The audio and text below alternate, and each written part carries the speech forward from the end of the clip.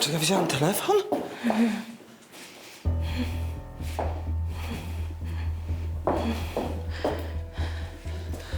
Proszę pani? Halo, proszę pani? Wszystko w porządku? Halo, proszę pani? Halo? Pani Kluczek, pan wie, kto to jest? Jakaś czpunka pewnie, pani ją zostawi. No ale nie mogę jej tak zostawić. Proszę pani, ja zaraz wezmę pogotowie. Nie. Żadnej karetki. Ktoś musi pani pomóc. Proszę pani, ja się śpieszę do pracy na komisariat. Wolska. Zna pani Wolską?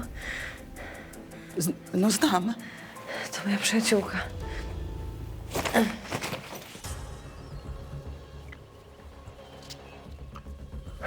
Kogo mamy? 30-latka, średniego wzrostu, szczupła, zginęła od pojedynczego strzału w serce. Ale nie tutaj. Była przeniesiona.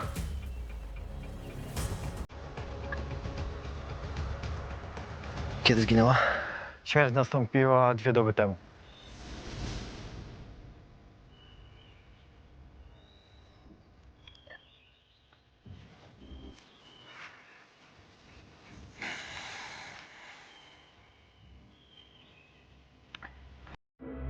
Benzyna. Wszędzie jej pełno, na zwłokach, na worku, wokół niego. Ktoś chciał spalić zwłoki. Dlaczego tego nie zrobił? Spłoszył go ktoś? Miała coś przy sobie? Nie, żadnych dokumentów, żadnych znaków szczególnych. Przypuszczalnie będziemy musieli ją sprawdzić po paluchach. Dzięki. Danka? Tutaj. No. Nie wiem, jak długo tu leży, ale wczoraj wieczorem jej tu nie było. Julita, hej, Ty serio ją znasz? musimy cię zabrać do szpitala. Dzwoniłaś już po karetkę? Najpierw do ciebie. No, Ale no dobrze, już dzwonię. Nie. Proszę. Nic mi nie będzie. Karolina, zabierz mnie tylko gdzieś, gdzie jest ciepło, tu jest tak zimno. dobra, chodź, wziąłem ją do radiowozu. To był dla mnie szok. Nie miałam pojęcia, że jeszcze kiedykolwiek zobaczę Julitę. Byłyśmy koleżankami w liceum, potem nasze drogi się rozeszły. Ona wplątała się w okropną historię. Nie sądziłam, że jeszcze kiedykolwiek zobaczę ją żywą.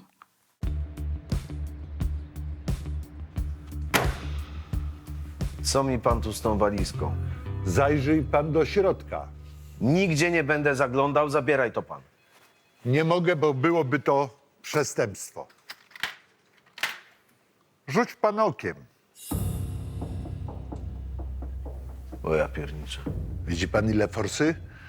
Tu jest, proszę pana, jakieś 156 000. I co? Na śmietniku to ktoś zostawił? Nie, proszę pana, ukrył. I ktoś inny by znalazł, to by przytulił. A ja, proszę pana, biegiem na komisariat, bo wiem, że należy mi się 10% znaleźnego.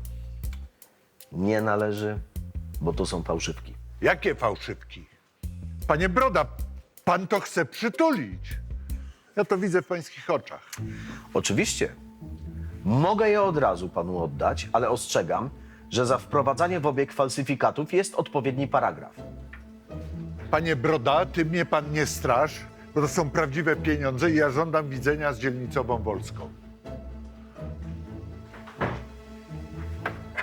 Bo ona jedynie jest uczciwa na tej całej waszej psiarni. No. Licz się pan ze słowami. A dzielnicowa to jest akurat na dzielnicy. Chodźcie. Powoli. Karol, pomożesz dziewczynom? Danka, weź ją do pokoju mojego, ale później od razu pod prysznic służbowy, dobra?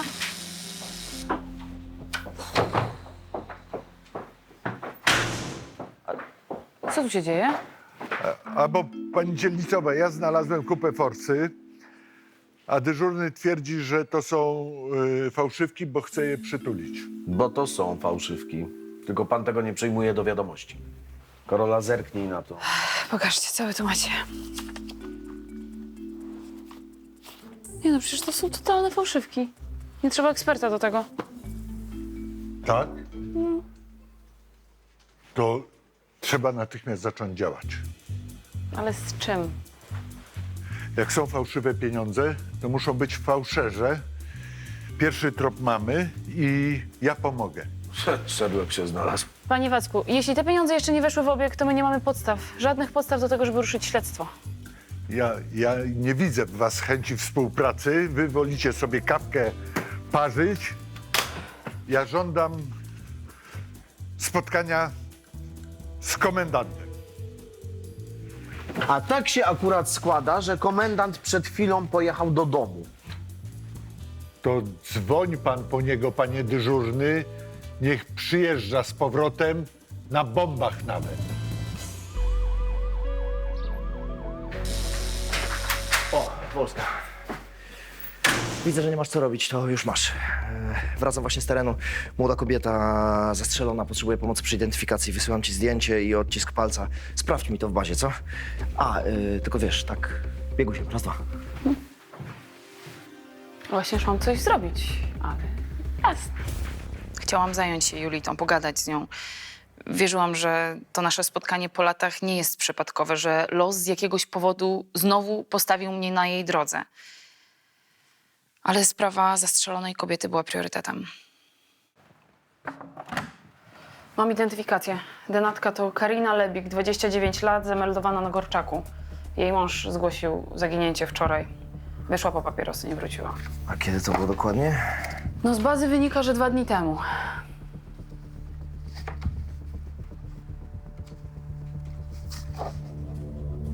O, to by się zgadzało.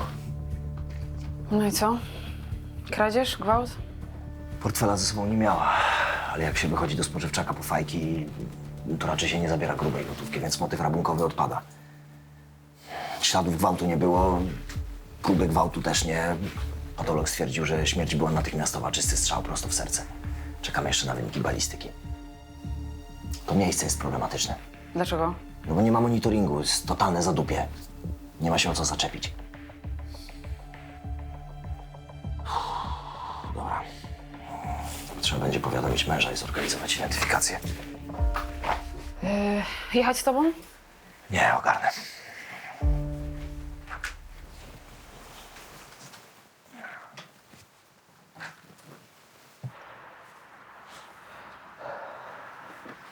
Jak, Julita? No, kanapki, herbata. No, postawiły ją na nogi. Ale skąd ty ją znasz?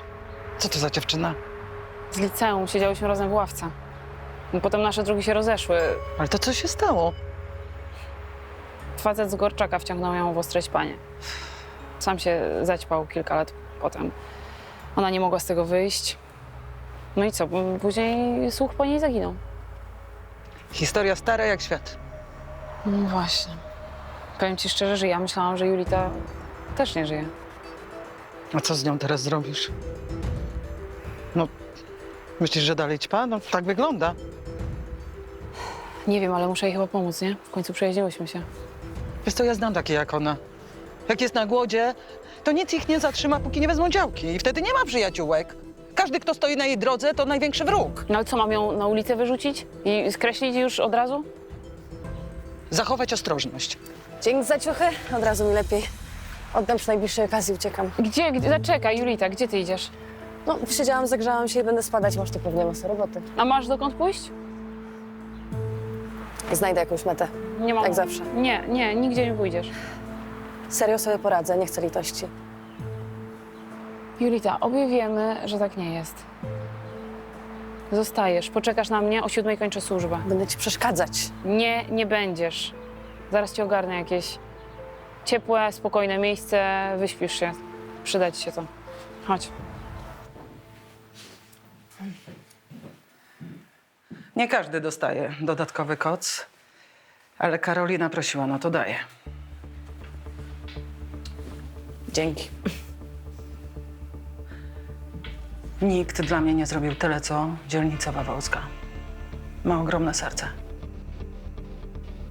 Nie próbuj tego wykorzystać. Ale ty masz świetne te zwierzaki, naprawdę. Co tu jest na tej bluzie? Widzę niedźwiedzia polarnego, na pewno. Co jeszcze jest? Wilk i lis. Lubisz zwierzaki? No bo na czapce to masz psa. Krzysiu, Mama tu przyszła? mama na razie do nas nie wróci, synku. Idziemy już? Jeszcze chwilę. Tato musi porozmawiać z tym panem. A ty posiedzisz tu z tą panią, dobra? Krzyś ma spektrum autyzmu. Proszę się nie gniewać, że nie odpowiada. Ale bardzo lubi, jak się do niego mówi. Proszę się nie martwić, ja naprawdę posiedzę tutaj z nim spokojnie, porozmawiamy sobie trochę.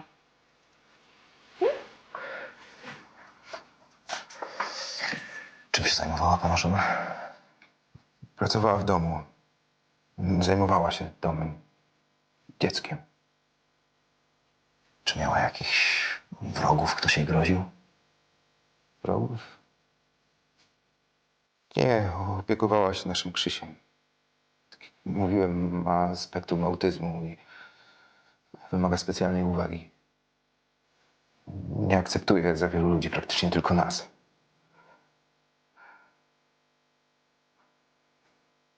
Poświęcaliśmy mu całą uwagę i ona i ja. Przepraszam. Czy żona spotykała się z kimś? Wychodziła z domu, miała jakieś koleżanki? Nie, nie miała czasu. Jej rodzice mieszkają na drugim końcu Polski. Przyjeżdżali 2 razy do roku. A jest jeszcze siostra Kariny. Mieszka w mieście, ale nie na Gorczaku. Miały jakiś kontakt? Telefoniczny. Widywały się 2 razy w miesiącu. Tyle. Czy powiadomił ją już pan? Będziemy musieli ją wezwać.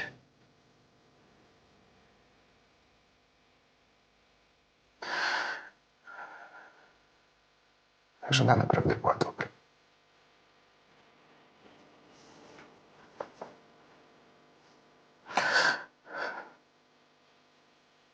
Wszystkich lubiła. Naprawdę nie wiem, kto mógł jej zrobić coś takiego. Może mąż kłamie. Wyszalałeś? Widziałeś, jak on wyglądał? Że się dziwię, że on w ogóle był w stanie cokolwiek ci powiedzieć. No to może żona nie była taka święta. Może miała swoje tajemnice. Nie wiem, przyprawiała mu rogi, a on o tym nie wiedział albo nie chce wiedzieć. Serio myślisz, że ona miała czas jeszcze na jakieś tajemnice? Kiedy opiekowała się autystycznym dzieckiem? Wiesz, że to wymaga czasu, opieki, zaangażowania? No właśnie. Takie autystyczne dziecko to jest idealne alibi do skoków w bok. Nic nie ogarnia, no a jak już coś ogarnie, to się zamknie w sobie i nic nie powie. Twierdzisz, że ona to wykorzystywała, tak? W ogóle, dlaczego ty robisz od razu z niej jakiegoś potwora? A ja nie robię z niej żadnego potwora. No dobra, no może trochę. Dobra, zrobimy tak. Pójdę do chłopaków, prześwietlimy jej social media, jej telefon. Każdy z nas ma jakieś tajemnice.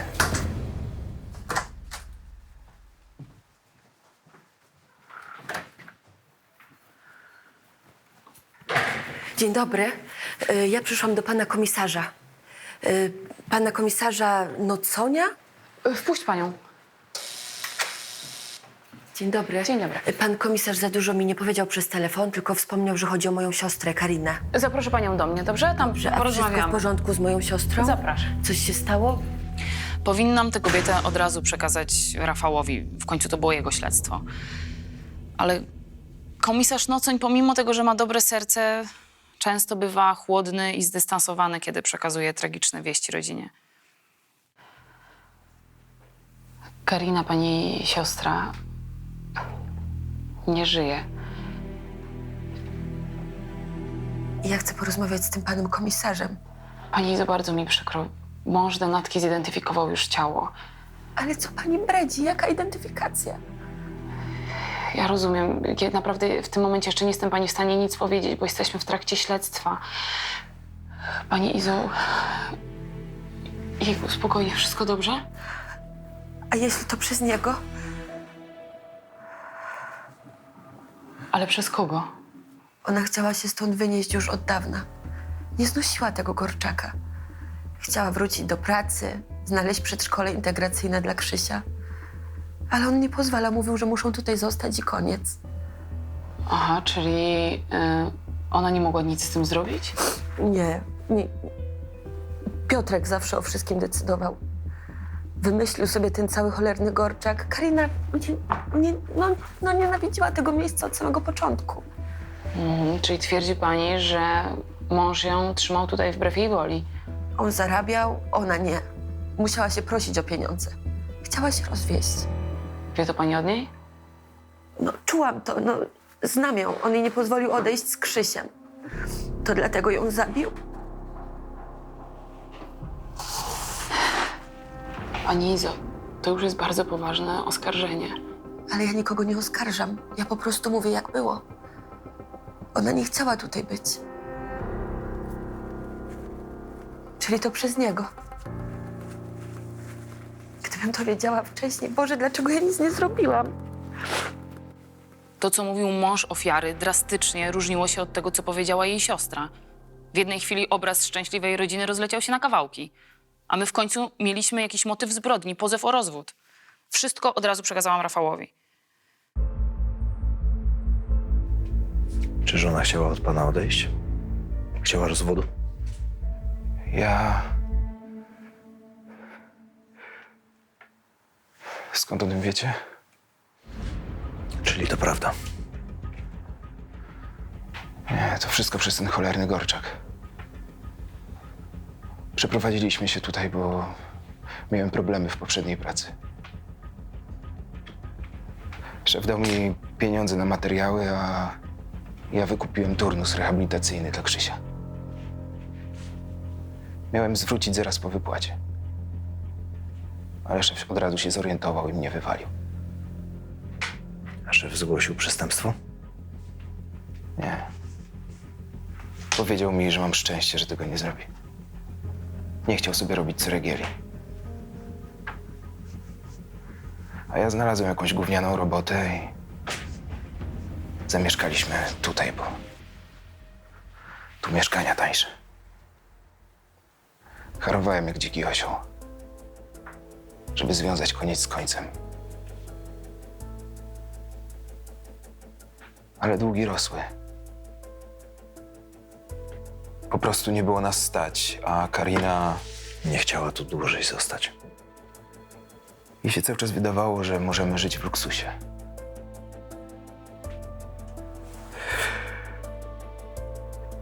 Naprawdę chciałem dla niej,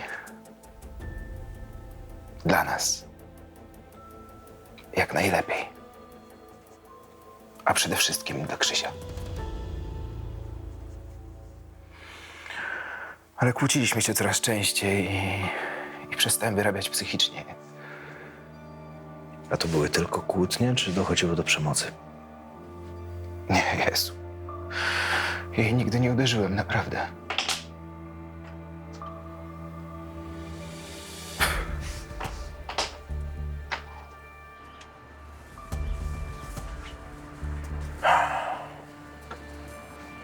Facet naprawdę jest sfrustrowany, żeby nie powiedzieć wściekły, ale nie sądzę, żeby on to zrobił. Poza tym nie ma pozwolenia na broń. Jeszcze to dziecko. Nie zrobiłby tego sobie.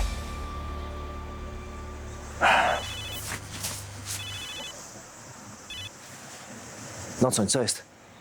Cześć, zbadaliśmy kontakty denatki. Trafiłem na coś, co powinno cię zainteresować.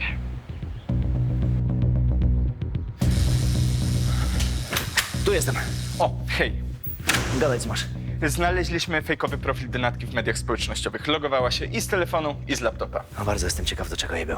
No, używała go do kontaktowania się z jednym facetem. Wiedziałem. A, to sobie jeszcze szczegóły poczytać, tam było dosyć pikantnie. Tu masz numer telefonu do typa. Miał numer w profilu. Geniusz, chyba na wypadek, jakby mąż chciał sobie porozmawiać. No dobra. To zaraz zobaczymy, co będzie miał nam do powiedzenia. Nie znam żadnej Kariny i niczego ode mnie nie wyciągniecie. Okej.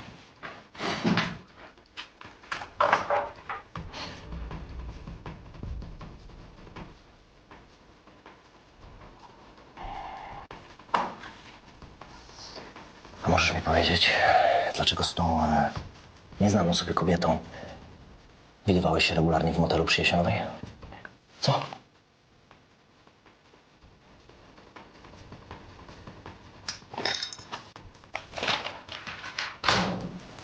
Mamy jej bilingi. Nasze telefony regularnie logowały się razem w motelu, a ten motel znajduje się koło przedszkola jej syna. Więc przestań mi pierdolić!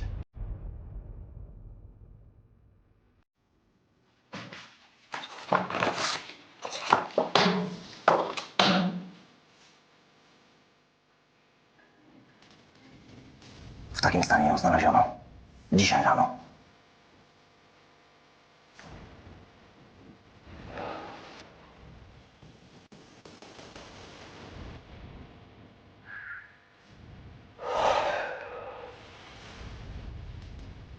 Dobra.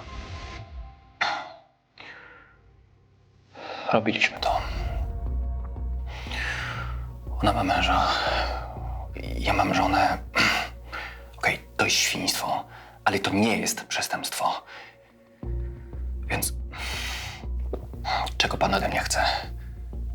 Jej mąż wiedział o was? O nas? Nas nie ma i nigdy nie było. To było tylko bzykanko. Nie, mąż o niczym nie wiedział i lepiej, żeby się o niczym nie dowiedział, bo podobno to jakiś furiat. Kto wie, co by zrobił. Byłeś karany za nielegalne posiadanie broni 5 lat temu. Do czego była ci ta broń? Do obrony przed jakimś kolejnym mężem furiatem? Nie. Głupi byłem. Trzymałem tego gnata bez papierów, ale przejechałem się na tym i tamtej pory na każdą sprówę mam pozwolenie. Przyniosę wam, sprawdzicie je sobie. No, przynieś, sprawdzimy.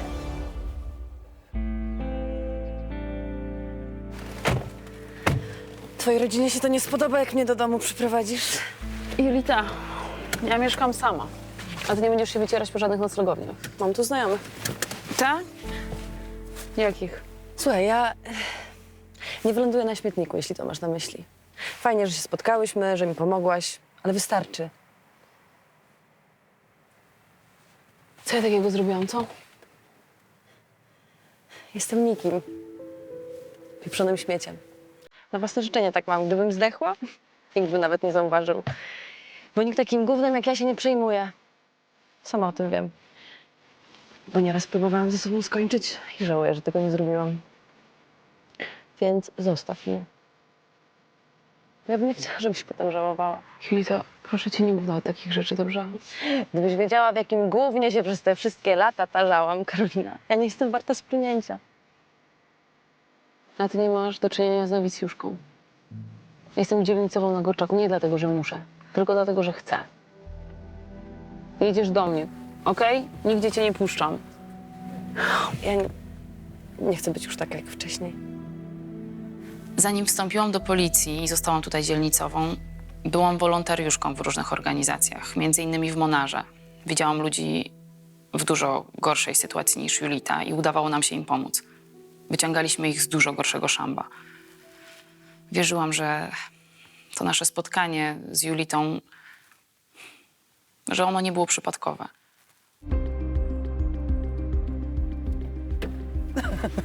Cześć. Dzięki, że mnie zgarniasz. Spoko. Byłam akurat w okolicy.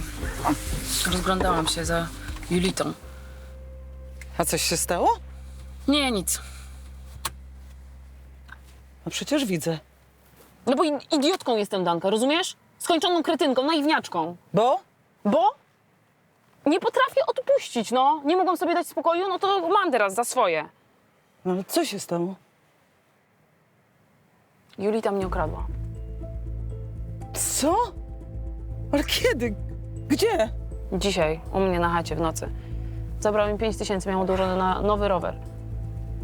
No ale ostrzegałaś mnie, mówiłaś, ja nie potrafię odpuścić. Chciałaś pomóc, jak zwykle, no. I co, zamierzasz to zgłosić? Nie, Danka, nie będę tego zgłaszać, to w ogóle nie chodzi o hajs, no, mam to gdzieś. Najgorsze jest to, że ja wiem, co ona z tym zrobi. W najlepszym wypadku przećpa to w kilka dni. No ale w najgorszym? No ale nie możesz brać za to odpowiedzialności.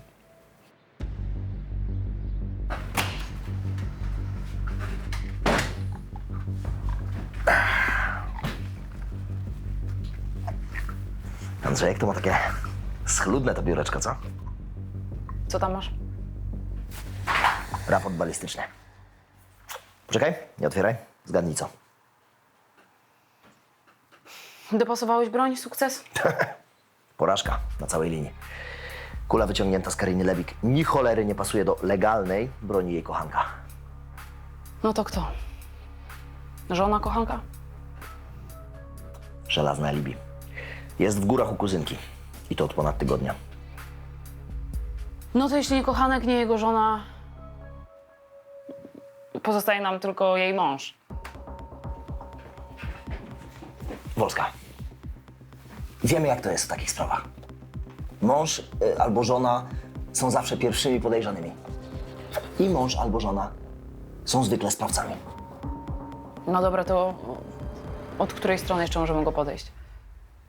Problemy finansowe plus puszczająca się żona. Wszystko tu się składa do kupy. No, może poza opieką nad dzieckiem z trudnościami. Oni nie mieli niebieskiej karty, nie? Nie. Też żadnych zgłoszeń o awanturach czy przemocy domowej. Po wstępnym rozpytaniu też nikt nie powiedział niczego złego na temat Lebików. No, to może trzeba ich troszkę przycisnąć. Chodź, zrobimy awanturkę na Gorczaku.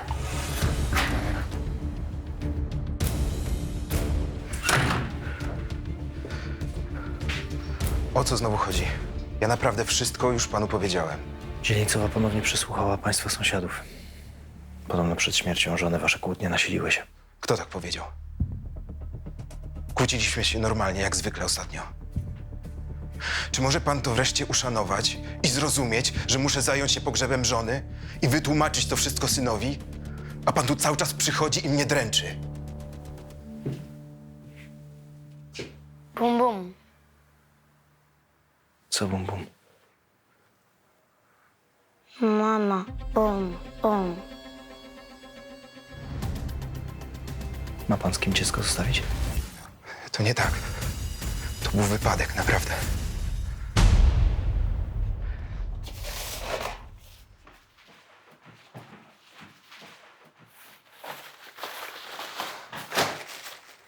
Danka, słuchaj, ty bardzo jesteś teraz zajęta? Bo siostra tutaj Denatki ma przyjechać po Krzysia. Powinna niedługo być, a ja muszę jeszcze kilka spraw załatwić. Ale ja uwielbiam dzieci. Tak, tylko że wiesz, Krzyś ma swój świat. Dam sobie radę, kochana. Krzysiu, chodź. Lubisz malować? No, proszę, siadaj. A ja przygotuję jakieś kredki. Chłopiec przeżył niewyobrażalną traumę. Ojciec na jego oczach zastrzelił mu matkę. W tamtej chwili to dziecko straciło tak naprawdę oboje rodziców. Bo Piotr Lebik miał usłyszeć zarzut zabójstwa z premedytacją i wyjść z więzienia, w najlepszym wypadku, dopiero za kilkanaście lat. Skąd masz broń? Od kogo? Od razu miałeś plan, żeby zastrzelić żonę? Nie, nie miałem żadnego planu. Miałem długi. Grozili mi. Musiałem się bronić. To jest bardzo ciekawe, bo jakoś wcześniej o tych groźbach nie wspominałeś. Co ty mi za ściemę walisz, człowieku, co? Wszyscy wiedzą, że kupienie klamki na Gorczaku to żaden problem. Czyli co? Na długi nie miałeś hajsu, a na broń już, tak?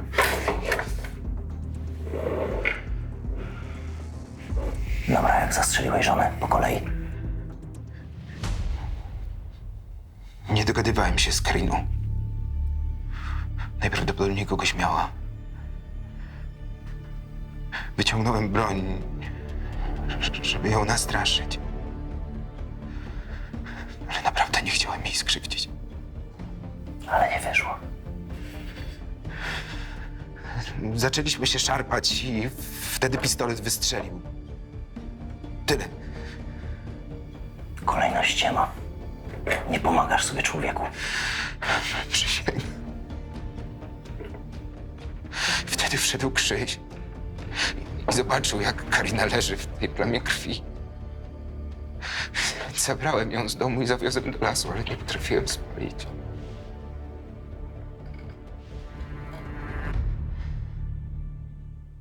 Przecież to jest zwykłe złodziejstwo, rozbój w biały dzień. No, mam mój neseser, mam wszystkie potrzebne rzeczy w tym neseserze. Dlaczego Panie, nie możecie poradzić na to? No? Panie, nie rycz pan. Nie jesteś pan na rykowisku. Panowie, co się tutaj dzieje? Co się tutaj dzieje? Złodziej stoi przed wami. Mam mój neseser, rozumie pani? Mój neseser, Co? policja nic z tym nie robi. Co to ma być? Spokojnie, proszę się uspokoić, dobrze? Przede wszystkim. Panie, to jest dowód w sprawie fałszerzy pieniędzy. Jakich fałszerzy? O czym pan gada? Co pan za pierdoły Ja opowiada? już dobrze wiem, co ja gadam. Proszę pana, niech pan przestanie zgrywać głupka i oddaje mój neseser. Halo, halo, halo! Bez czynów fizycznych. Zapraszam pana do mnie w takim razie. Dzielnicowa go ustawi, bo trochę przesadził. Zdaje pan sobie sprawę z tego, że wprowadzanie fałszywek w obrót jest niezgodne z prawem? Tak, oczywiście, zdaję sobie sprawę. No to po co panu one? Są potrzebne do filmu, proszę pani. Z jakiego filmu? Kino akcji kręcimy na Gorczaku. To znaczy nie kręcimy, bo aktualnie produkcja stoi. Wszyscy czekają na główny rekwizyt, czyli neseser z kasą. I kto za to beknie? Główny rekwizytor, czyli ja. No ale może pan to jakoś potwierdzić? Tak, oczywiście, proszę bardzo. Już pani daje, tutaj ma pani wizytówkę kierownika produkcji. On potwierdzi, że mówię prawdę. Wszystko przez tego złodzieja. Jeszcze pewnie kasy mi nie zapłacą.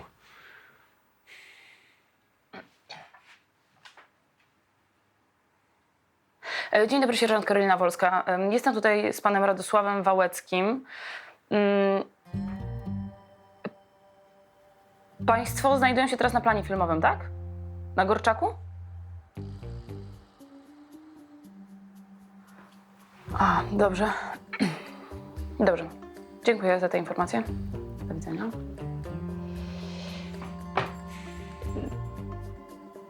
No to chyba jestem winna panu przeprosiny.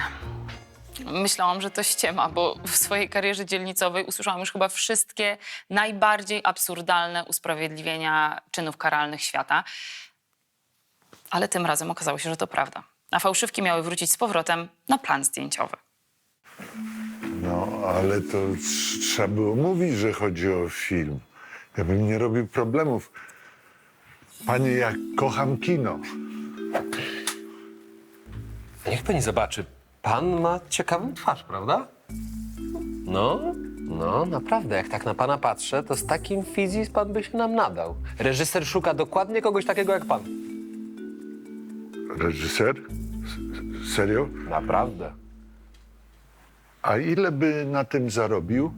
O, to już pan z produkcją będzie się dogadywał. Ale powiem panu, na początek najważniejsza jest rozpoznawalność. Konkretne pieniądze przyjdą później. No, cholera, agent by się przydał. Pani dzielnicowa. Że ja? Nie, ja się na tym w ogóle nie znam. Proszę pana, znajdziemy agenta. Naprawdę. Wszystko załatwimy, będzie agent i wszystko pójdzie jak z płatka.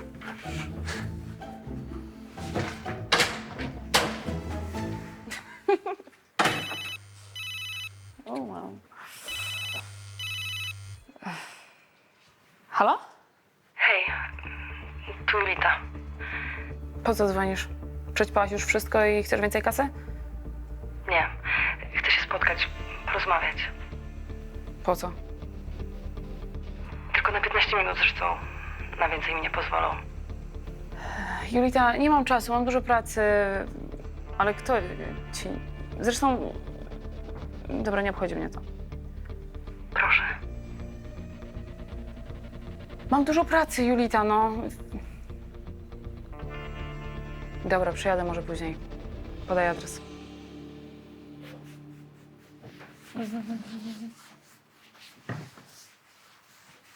A gdzie jest Krzyś? No, przyjechała ta jego ciotka i go zabrała. Jakieś 15 minut temu.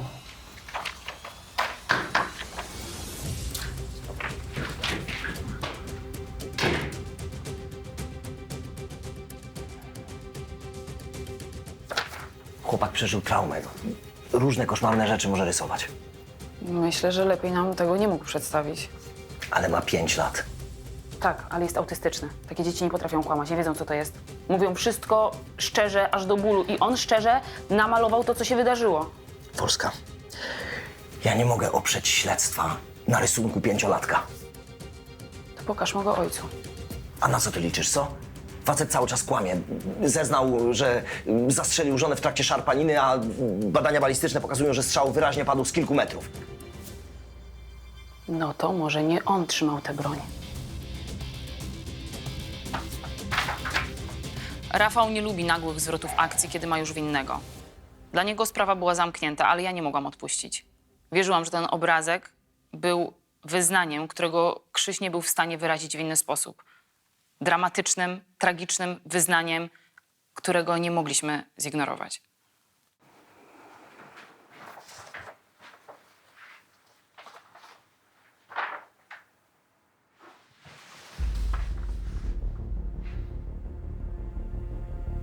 To namalował pana syn.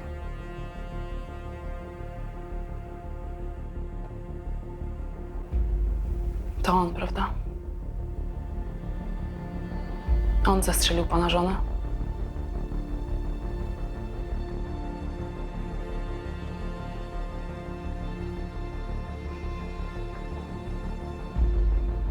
Powie mi pan, jak było naprawdę?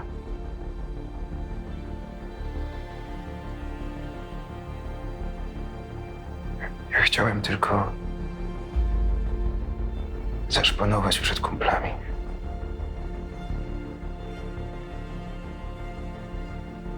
Dlatego kupiłem tego gnata. Z własnej głupoty go kupiłem. A z Kariną to od dawna już było na noże. Kłóciliśmy się po kilka razy dziennie.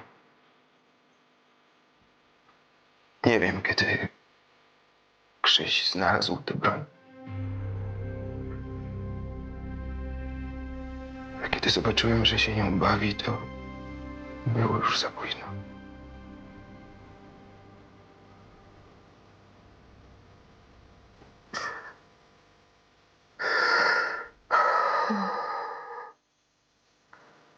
Próbował pan wezwać pomoc?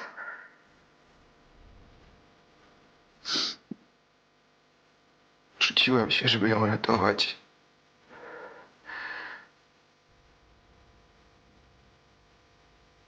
Ale krwi było tak dużo, że nie mogłem jej zatamować. I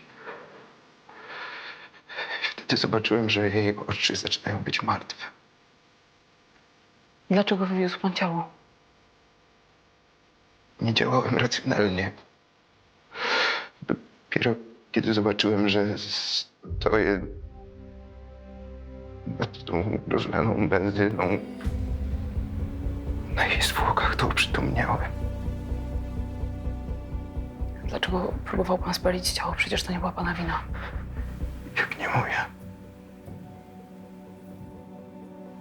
Przecież to ja kupiłem tę broń. To ja jej nie zabezpieczyłem. I to przeze mnie mój syn zabił swoją matkę.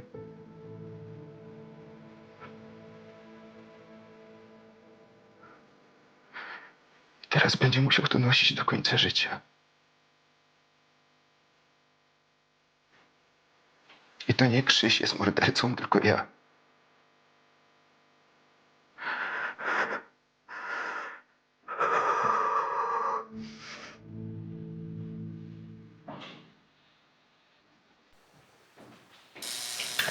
Dzięki. Dobry wieczór, panie Wacku. Mam coś dla pani. Dla mnie? Tak, proszę, niespodzianka. Co to jest? Co? Otwieram. Dobra. Ojej! Z autografem i z przeprosinami. Ale za co? Wie pani co, no tych głupot nagadałem, a nie daj Bóg tabloidy się dowiedzą, to się piekło zacznie. O, dobra. To pa. Welcome. Dziękuję bardzo.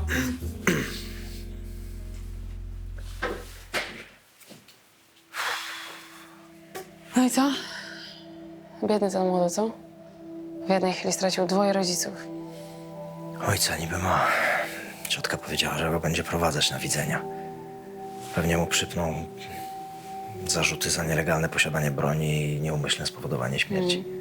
Ja mam nadzieję, że opieka społeczna się nim dobrze zajmie. Dadzą mu jakąś porządną, specjalistyczną opiekę. Ja będę też o to walczyć. No, nie możemy go tak zostawić, nie? Rafał? Tak. Sorry, ja po prostu muszę się przespać 12 godzin. Leć. Ty i tak pewnie wyjdziesz 6, co? Pewnie tak. A ty co? Ja mam jeszcze jedną rzecz do zrobienia. Tak. Dlaczego mnie to nie dziwi? Na razie, Sławciu.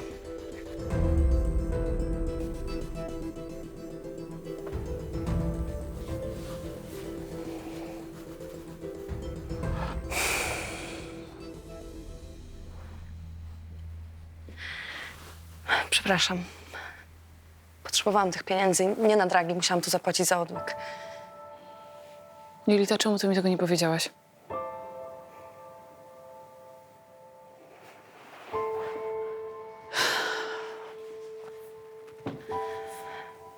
Jak długo tu zostaniesz? Miesiąc. Potem przeniosę się do państwowego. Tam trzeba było ten miesiąc czekać, a ja nie wiem, czy bym dożyła. Chciałam zacząć terapię od razu i chcę ją skończyć. Choć jedną sprawę w swoim życiu chcę doprowadzić do końca. Przysięgam, że jak tylko stanę na nogi, to ci wszystko oddam. Czemu ty mi nie powiedziałaś? I tak byś mi nie uwierzyła. Skąd wiesz? Nawet rodziców o nic nie prosiłam. Tyle razy ich zawiodłam, a teraz chciałam powalczyć dla siebie. Nie dla innych. Jeśli mi się nie uda, to będzie koniec. Nie będę mieć już sił na zaczynanie wszystkiego od nowa.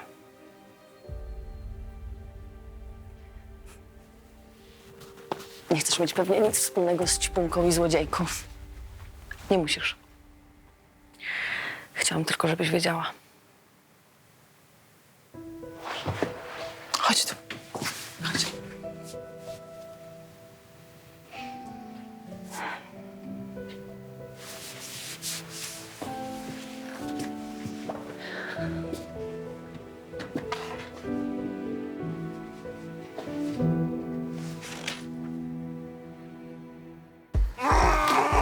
Proszę pana, musi mi pan pomóc, proszę pana. Co się dzieje? Spokojnie. Chodzi o mojego brata, ja nie wiem, co się z nim dzieje. Kim jesteście? Czego chcecie? Wynoście się stąd! Bartuś, co się dzieje? Jakiś problem? Pracy szukam. A wolisz włamy czy ściągać długi od wierzycieli? Ćwok posuwa jedną pannę i wydawało mu się, że nikt się o tym nie dowie. To był wypadek! Jasny! Tłumaczę ci to! Chciałeś mokrą robotę. Tylko żebyś nie narzekał, że się ubrudzisz.